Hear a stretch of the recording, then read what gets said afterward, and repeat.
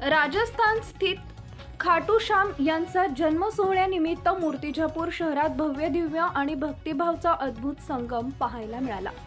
जुनी वस्ती विठ्ठल रुक्मिणी मंदिरातून मुख्य निशाण यात्रेची पूजा अर्चा करून निघालेल्या श्याम निशाण यात्रेचे शहरात जागोजागी पुष्प वर्षाव करून मोठ्या उत्साहात स्वागत करण्यात आले।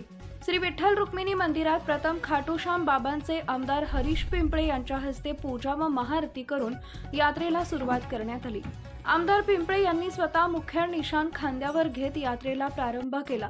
श्याम बाबा की जयच्या जयघोषात यात्रा मार्गक्रमण करत मेन रोड मार्गे श्रीमती लक्ष्मीबाई देशमुख उपजिल्हा सामान्य रुग्णालय नजीक निशाण यात्रेतील सर्व भाविक भक्तांकरता श्याम भक्त तथा ज्ञान नर्मदा बहुउद्देशीय संस्थेचे अध्यक्ष विष्णू लोडम यांच्या वतीनं अल्पोपहार व चहाची व्यवस्था करण्यात आली।